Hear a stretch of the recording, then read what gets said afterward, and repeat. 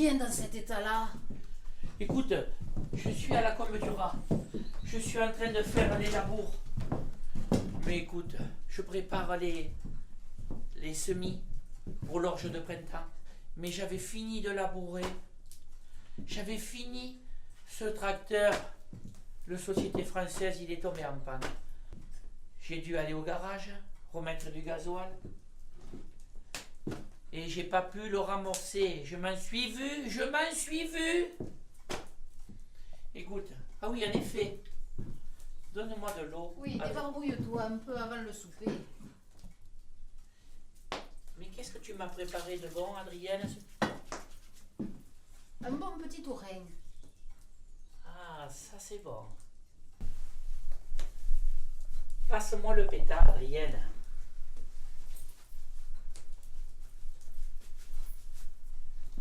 Allez, va te réchauffer un peu auprès du cantou et moi je vais mettre le souper à tremper. Oui, Adrienne, tu sais, dans la Combe du Raz, là-bas, c'est exposé plein nord. Et crois-moi, il fait pas chaud.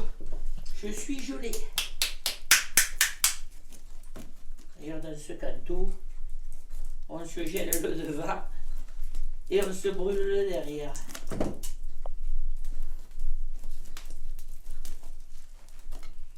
Adrienne, tu m'as fait... Qu'est-ce que tu m'as fait de bon après le tourin? Tu as du bon graillon, du boudin et la saucisse du voisin. Ah, je vais me régaler encore.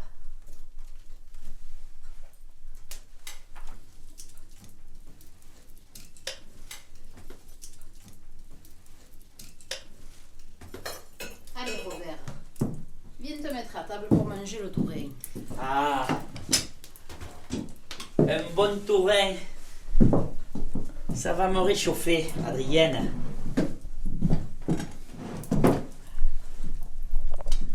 Allez, serre-moi.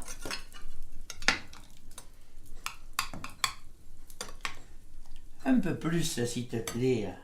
J'en ai besoin. Il faisait tellement froid là-bas. Merci, Adrienne.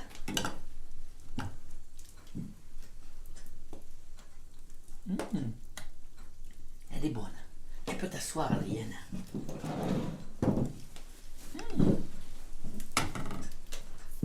Avec un peu de vin. Où tu l'as trouvée ta piquette? La piquette? Mais c'est pas de la piquette. C'est Delmont à la Primadone. Ah, C'est-à-dire que je lui ai aidé à vendanger et il m'en a donné un petit peu. Disons, pour l'année, pour ma consommation personnelle. très bien.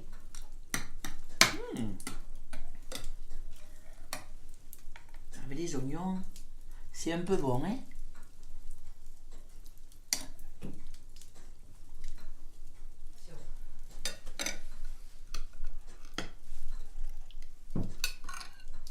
Il était bien bon ce tourin.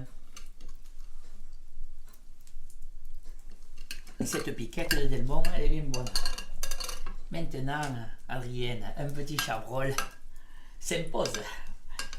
Car je dois repartir encore finir de labourer la Combe du Raz. Et tu sais, comme mon grand-père me l'a dit, tant que tu bois ta cuillère, ça va pas. Alors il faut le soigner. Je crois que tu pourras revenir à la cave, Adrienne. Il n'y en a presque plus. Bois plus. Avec cette soupe et ces oignons, un régal.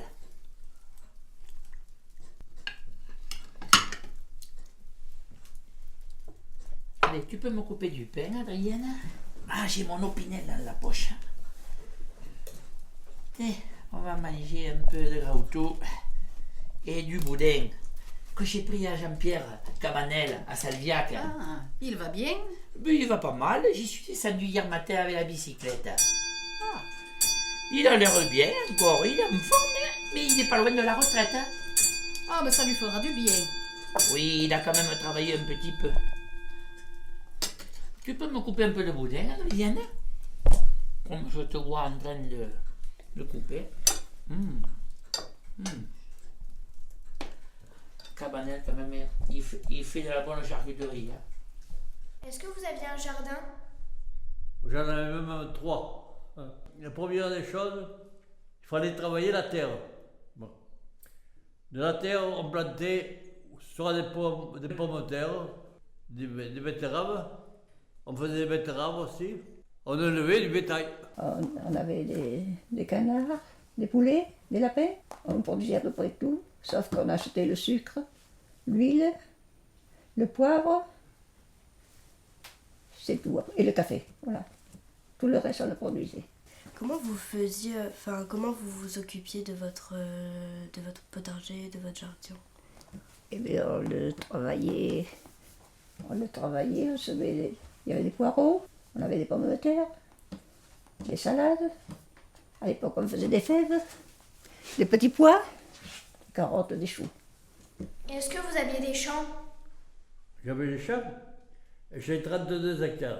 Et on cultivait du blé, de la brane, de l'orge. On faisait des betteraves, on faisait beaucoup de topinambours pour le bétail. Le matin, on se levait tôt, à 5 heures, on se levait. Et après, vers 9 heures, on déjeunait. Vous faisiez quoi en vous levant à 5 heures? Il fallait traire les vaches. On allait travailler dans les terres tant qu'il faisait bon, l'été. Il n'y avait pas de tracteur à l'époque. Vous aviez beaucoup de vaches? 4 ou 5 à peu près. Vous faisiez Et il y pas... avait toujours un cheval. Dans chaque ferme, il y avait un cheval. à quoi il servait le cheval? Pour passer la binaise dans les vignes, pour les betteraves, pour tout ça. Pour arracher les mauvaises herbes, disons. Comment vous entreteniez la vigne, les vendanges? Mais il fallait le travailler avec le cheval pour nettoyer les herbes ici et ça. Après, il fallait la tailler. Après, on vendangeait. Il y avait des voisins qui venaient. On s'entraidait un peu. C'était en quel mois, les vendanges? Et au mois d'octobre, septembre, octobre à peu près. Qui est-ce qui était là pour faire le cochon?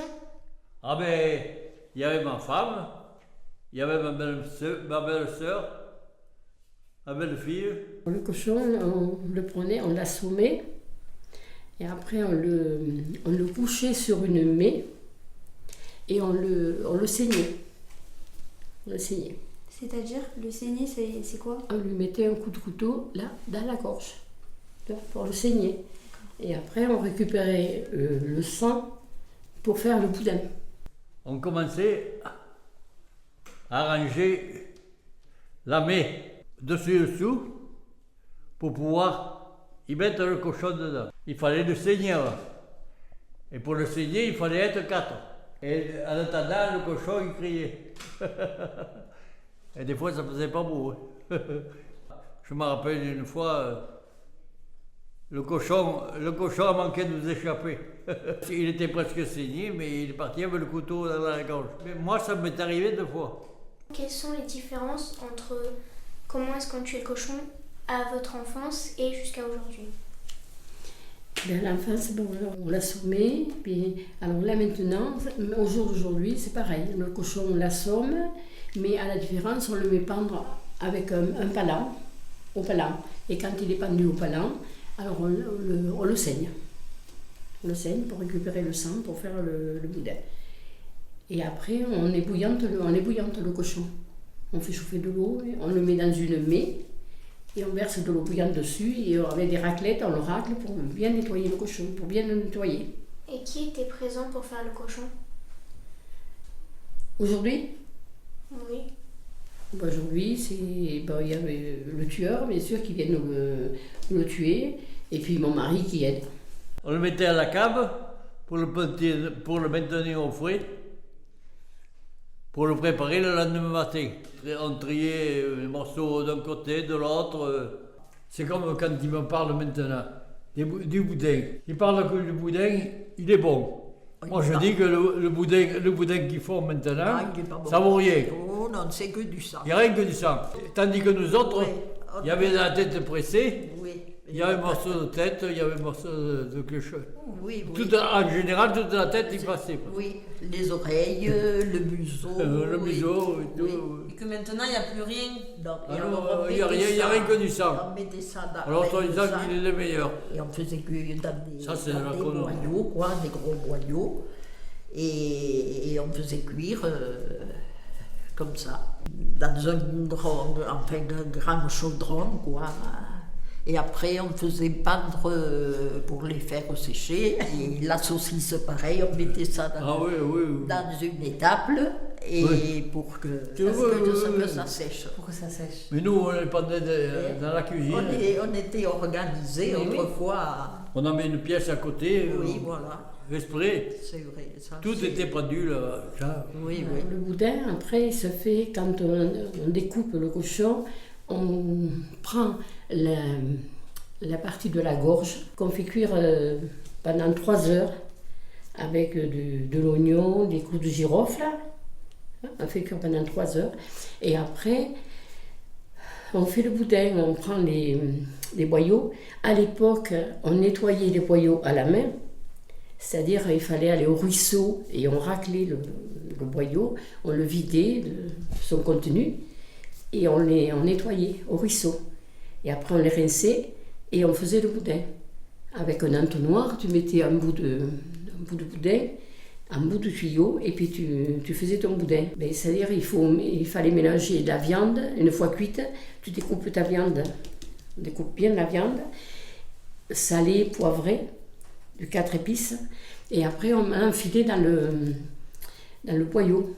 On faisait des petits boyaux, des petits boudins, et après on les faisait cuire, on les refaisait cuire dans de l'eau, sans la faire bouillir, bien sûr, parce que le boudin il allait éclater, et on faisait cuire pendant 1 heure. Même dans la saucisse, on faisait de la saucisse en grande quantité, on la pendait au plafond pour la faire sécher. La saucisse, tu prends de la viande plutôt maigre, on la passe à la machine et après on met du sel, du poivre, on prend des boyaux, des petits boyaux plus petits que le boudin alors, qu'on enfile sur la canne de la machine et puis on tourne et puis on fait la saucisse.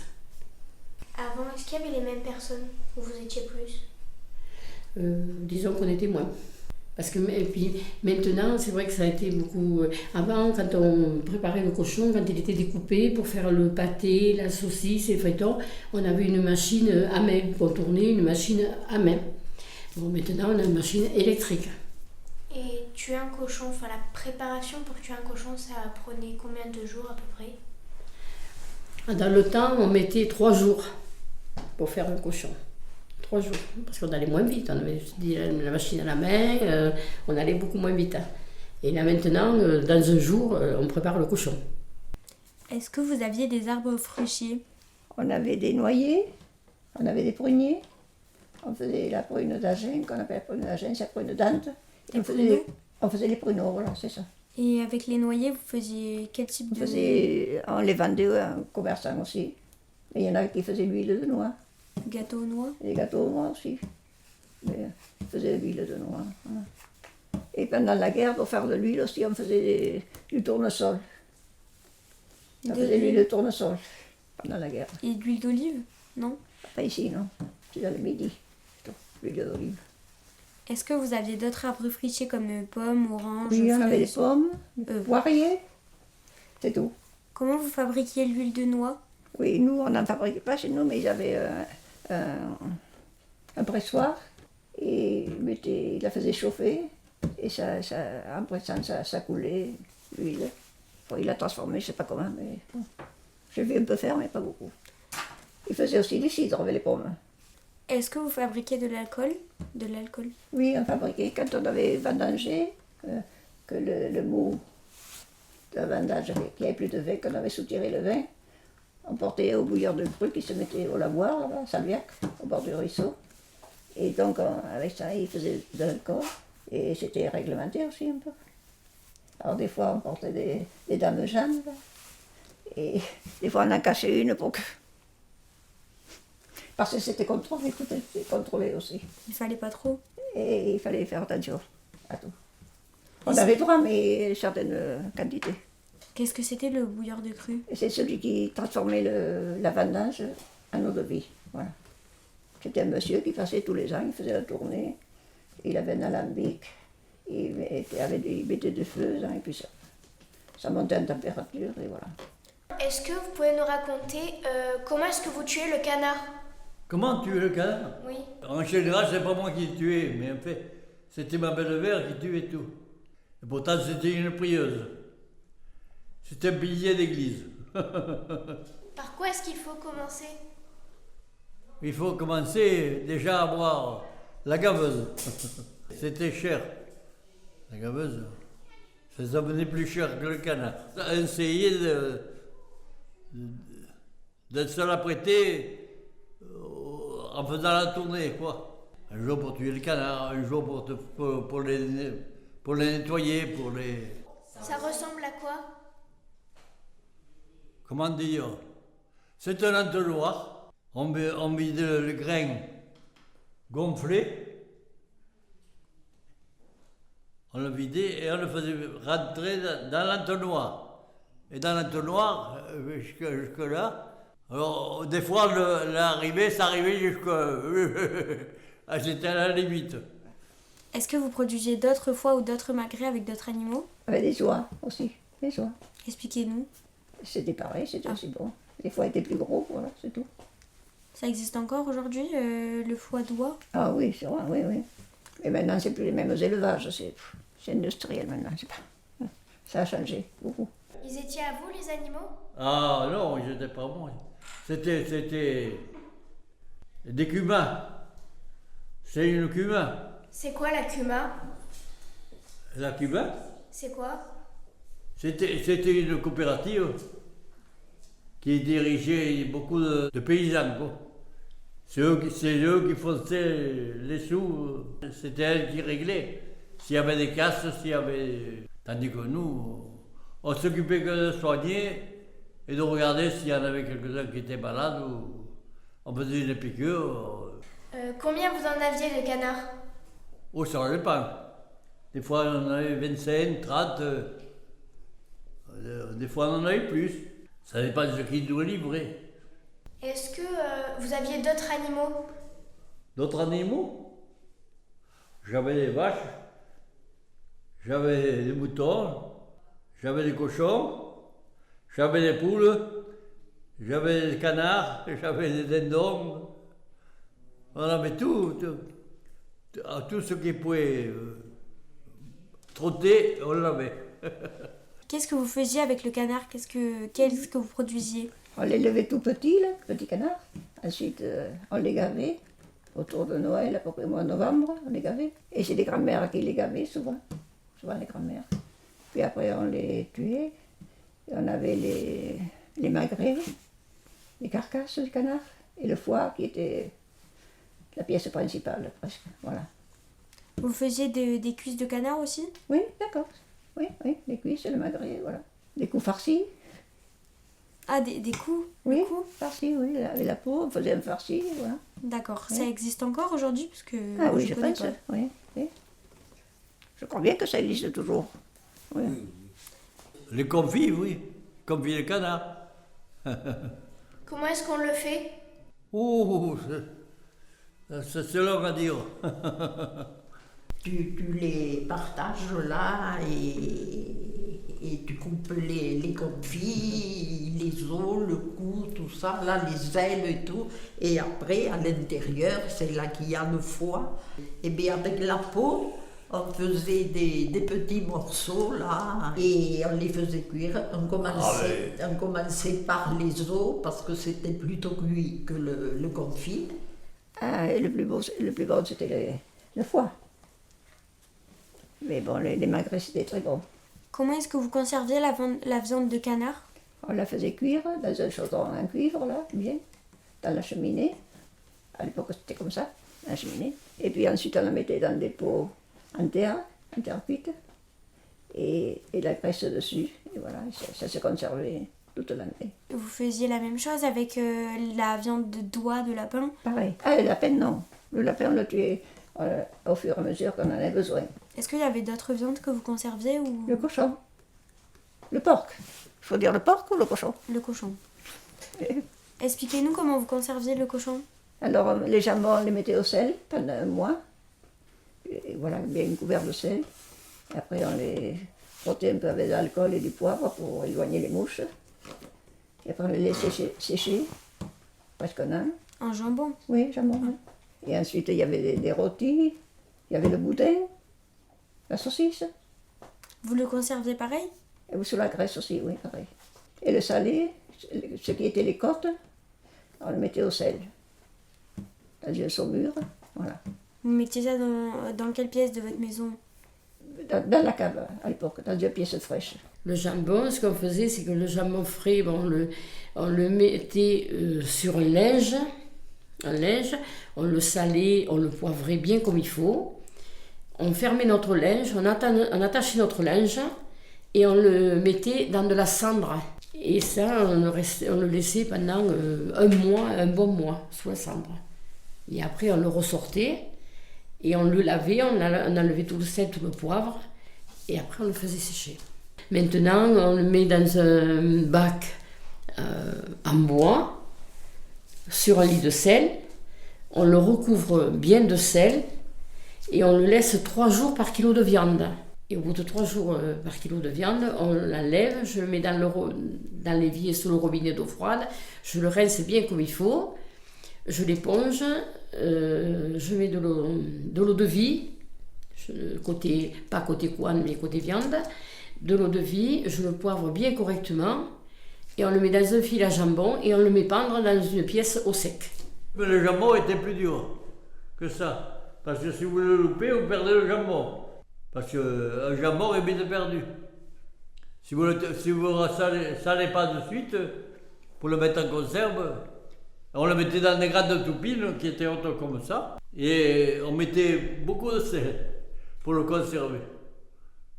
Ça fait que tous les morceaux qu'on pouvait mettre au sel, on le mettait. Est-ce que le jambon c'était une viande quotidienne ou plus une viande de fête du coup? Le jambon.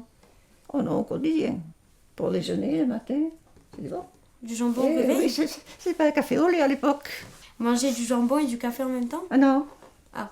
Vous mangez quoi au petit le déjeuner avant? café c'est à midi. Qu'est-ce que tu dis? Vous déjeuniez quoi du coup avant? Dans les campagnes, on faisait la soupe le matin. Et du jambon ou du pâté. Non, mais on n'a pas mangé tout le temps à notre faim. Hein. Ça, les réserves de légumes, c'est pas bien. C'est pas embêtant quoi à faire. C'est pas embêtant, mais c'est pas terrible. Et ça c'est pas pareil. Non, c'est pas pareil comme quand c'est frais. Non. Ça c'est sûr, oui.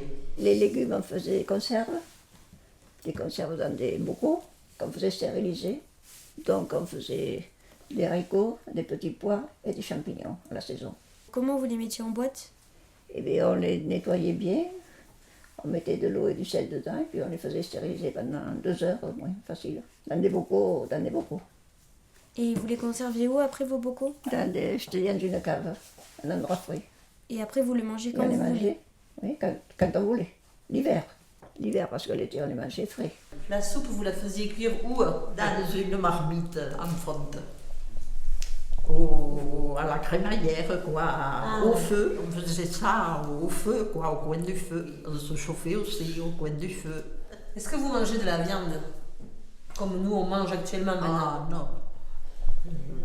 De la viande, on a mangé, je sais pas moi, 2-3 fois par semaine. Même des fois pas. Surtout le dimanche, on a mangé. Quand on a bien envie de quelque chose, on allait chercher un poulet ou un canard. Voilà, c'est ça. Est-ce que c'était plutôt la chasse au gibier par ici ou c'était plutôt la chasse aux palombes? Il y avait les palombes, mais il y avait la chasse au lapin et aux lièvres surtout. Si on en avait, on a mangé, si on n'en avait pas, on n'en mangeait pas, c'est tout. Il n'y en avait pas à l'épicerie ou au Non, marché? pas beaucoup, non. Non? Chez le boucher, peut-être. Chez le boucher, mais... Le lapin c'était la viande la plus... La plus consommée dans les campagnes, oui. Les lapins qu'on élevait. Parce qu'il y avait le lapin sauvage et celui qu'on élevait. Vous éleviez des lapins? Oui, des lapins, des poulets, des poules, des oies, des canards. Vous pratiquiez la chasse? Ici, non, personne n'était chasseur dans la maison. Et il y en avait qui pratiquaient la chasse. Mais nous, petits, quand on allait à l'école, on faisait des pièges pour attraper les grives, les merles. C'était pas trop recommandé. Vous étiez enfant, vous faisiez On était enfants, oui. Vous vous amusiez? On s'amusait. Et le soir, on passait, quand on sortait de l'école, on passait voir sous les genièvres s'il y en avait qui s'étaient pris sous leur piège. Et après, on les plumait. À la maison, on les plumait. On les faisait cuire devant la flamme du feu, là. Ça faisait des brochettes, ça faisait. C'était bon. Des brochettes d'oiseaux? Et oui, on avait inventé les brochettes à l'époque. Puis après, ça s'est arrêté parce que ça a été interdit. La chasse comme ça. Les petits oiseaux, ça a été interdit. Est-ce qu'il y avait aussi des femmes qui chassaient ou c'était... Oh non, pas ici, non. C'était réservé aux hommes? Oui. Ouais, ou elles étaient rares, les femmes qui chassaient. Quand tu prenais une cuillère de graisse que tu la mettais dans la soupe, Ah, eh bien sûr, c'était pas l'huile. c'était du luxe, ça. Oh oui, ça faisait Ah, une oui. bonne soupe. Vous l'utilisez pour plein d'autres choses, la graisse? Oh oui, Ah ben oui, oui. pour tout. En place de l'huile, tu mettais de la graisse. De la graisse. C'est pareil. Nous, on fabriquait notre pain. Dans la campagne, on fabriquait notre pain. Dans un petit village comme ici, il y avait un four, des fours privés. Chacun avait son petit four, souvent. Et au village, c'était un four communal. Avec quel ingrédient vous fabriquiez votre pain? Avec la farine, qu'on faisait mousse au moulin. Est-ce qu'il y avait d'autres ingrédients que la farine pour faire du pain? Le seigle. Mais le seigle, c'était pendant la guerre. Ça faisait un pain qui n'était pas très bon. Qu'est-ce Il était que- noir un peu. Comment vous fabriquiez le pain? On le fabriquait, on mettait du levain, comme on faisait du levain, du sel, de l'eau et la farine, c'est tout. Vous mélangez après? On le mélangeait, on le brassait à la main parce qu'il n'y avait pas de pétrin à la main. Et on le laissait reposer pendant presque la nuit. Et le lendemain, on le faisait cuire au four. On faisait des petits pains. Nous, on était 3, avec mes frères. On en avait un pour chacun. C'était bon. Quand c'était tout chaud, là, c'était bon. Et le dimanche, c'était pas le jour de la semaine, c'était pas le jour de fête. Ah, Les mais- repas étaient pas Oui, plus. ils Le étaient dimanche. plus copieux. Le dimanche matin, les vieux, ils allaient Ah oui, on à l'église. À l'église, oui. La messe, quoi. Parce qu'il y en avait 2 en principe, messe. Ah oui, il y avait oui, tout. Quoi. Le matin. À 11h. À 11h. À 11h, et après, même, il y avait les vêpres. Et qu'est-ce que vous mangez pour les anniversaires, par exemple? Pour les anniversaires, ben, ça dépend. Ça dépend de ce qu'on avait sous la main. Et oui. Vous organisiez quoi comme fête pour les mariages? Ah. Et, bon, il y avait toutes les familles, cousins, cousines, oncles, tantes, grand-père, grand-mère, des deux côtés, côté marié et d'un marié. Voilà, et puis il y avait un bon repas à midi, un bon repas le soir. On dansait. Et qu'est-ce que vous mangez au repas du mariage? Ah. Tu veux voir le menu? Oui. Sur la petite armoire, là, je crois. Ça vous commandez? À gauche. Tiens, regarde. Tu le lis dedans. Ah, il y avait là. Alors, entrée, potage brin d'amour, frivolité, qu'est-ce que c'est? Frivolité, c'est des hors d'œuvre. D'accord, périgourdine, turban de foie gras, friture de la Dordogne, tout ça, Des petits poissons, oui, d'accord. civet de Garenne, Voilà, c'est le lièvre. alouette sans tête, sauce madère, Oui, ça c'est de la viande avec un petit farci dedans. corbeille des mariés, Oui, c'est bien c'est fruits de la saison, gâteau sec et café liqueur, tout ça. D'accord, tout ça, on dit. Et en plus, il y avait le repas du soir après aussi. Oui, vers 9h ou 10h du soir. Potage velouté, poulard en sauce, haricots verts, maître d'hôtel, Oui. famille de poulets de grains, ça veut dire qu'il y avait plein de poulets. Des poulets rôtis, oui, voilà. Et après, en dessert, fruits au sirop, gâteau sec assorti et café liqueur. Et tout ça. D'accord. Et là, il n'y avait pas de vin le soir? Oui, il y avait du vin ici. Ils l'ont oublié. D'accord. Et le soir, c'était un nouveau Vous bal, dansiez le juste repas. après avoir mangé? Oui, après avoir mangé, on allait Pour digérer? pour digérer. On allait à Femelle à l'Escale, là-bas. Ou chez Joséphine Baker au Milan. On allait. C'était souvent la, Ah, vous c'était allez souvent jusqu'- la sortie des mariages. Vous allez jusqu'au Milan? Oui, oui, oui, oui. C'était le commencement des voitures. Il y avait des voitures déjà. Pas beaucoup, mais il y en avait. Et quels étaient les repas qui revenaient? Oh, Moi, non, ça dépendait. Les miques levées, elles nous faisaient souvent. Les miques levées ou les miques de pain. Vous la faisiez, vous, la mique? Non, c'est maman qui la faisait. Ma mère. La mique comment?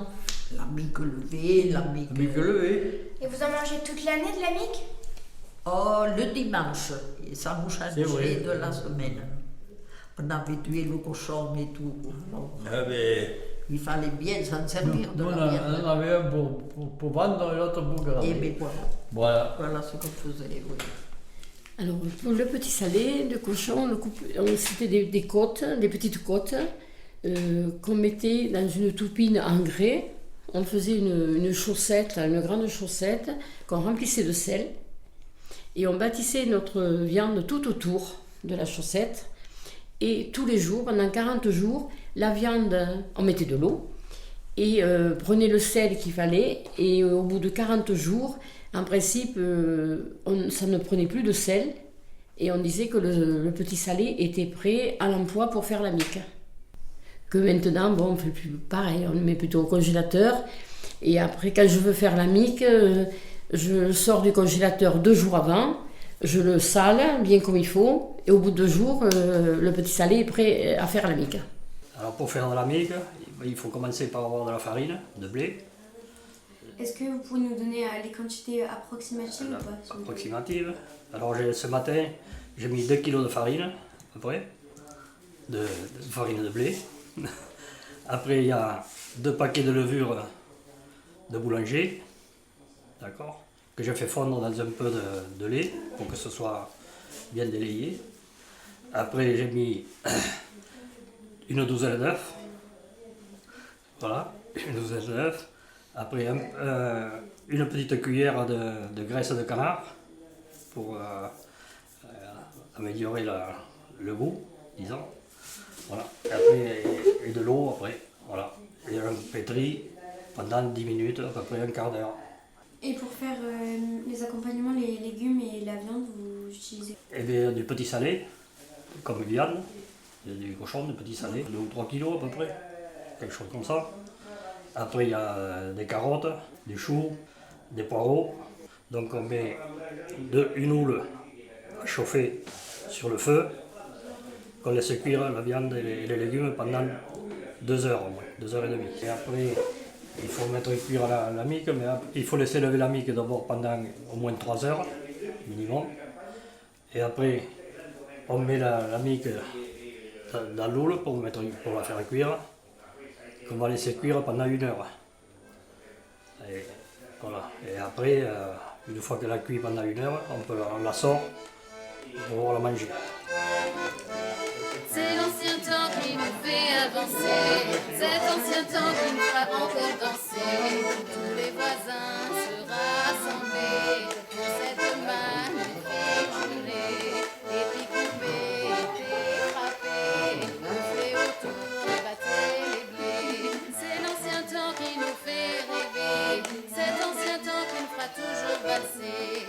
C'est l'ancien temps qui nous fait avancer, cet ancien temps qui nous fera encore danser. Une petite pause s'imposer, manger, trinquer entre amitié, quelques beignets, de l'âme aimée, et échanger avant de continuer. Le jardin, travail bien fait, tant de sel, la tablée, chanter, buver, danser, briller, s'entrer des puits, s'amuser. C'est l'ancien temps qui nous fait rêver, cet ancien temps qui nous fera toujours passer. C'est l'ancien temps qui nous fait avancer, cet ancien temps qui nous fera encore passer. C'est l'ancien temps qui nous fait avancer, cet ancien temps qui nous fera encore danser. Bon, on travaillait la terre avec des bœufs à l'époque. Donc on semait notre blé au mois d'octobre à peu près. On les récoltait au mois de juillet. Et quand les moissons étaient finis, ma mère elle nous faisait toujours une jolie tarte avec des prunes ou des pruneaux. Avec du C'était blé? la fin, non, mais c'était la fin de la moisson. C'était une petite fête. C'était fini. Voilà. Et après le blé, on le dépiquait dans la cour. Il y avait une machine qui venait. On était tous les voisins réunis, une vingtaine peut-être.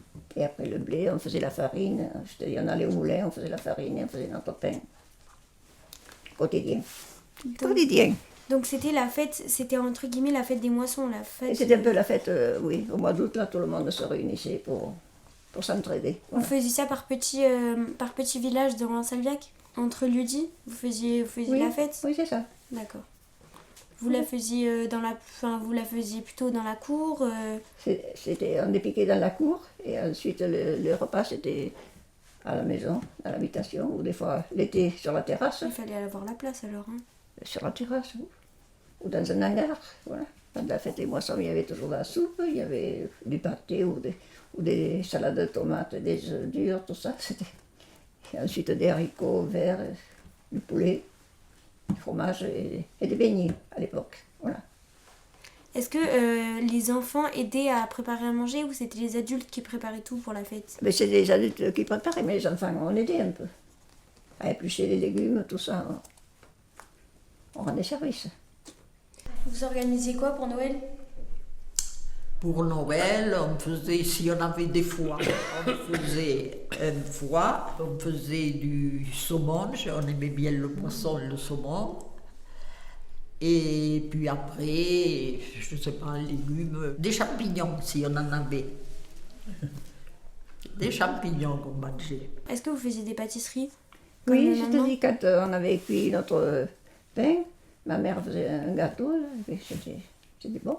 Le boulanger, il faisait que du pain ou il faisait aussi des millefeuilles Ah oui, il faisait des la éclairs? pâtisserie, le boulanger. Du coup, c'était... Il était un peu pâtissier, boulanger-pâtissier, il était un peu. Et à Pâques, il y avait la coque de Pâques. Pour l'épiphanie, il y avait la couronne, la galette. Est-ce que la coque, elle a changé d'aujourd'hui à avant ou pas? Non, elle est toujours bonne.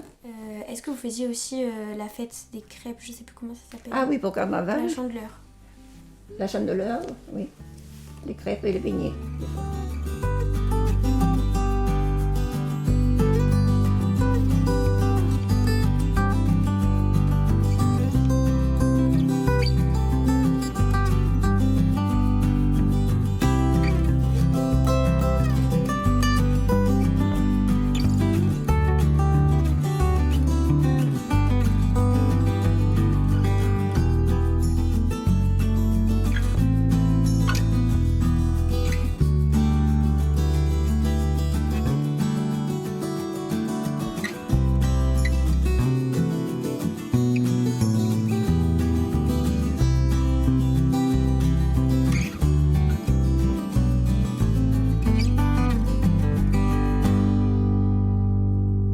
Vous faisiez beaucoup de fêtes en fait avant, vous faisiez beaucoup de moments partagés. Il y avait la fête votive aussi dans le village. C'était une fois par an, à chaque village, comme Salviac, Casal, tout ça.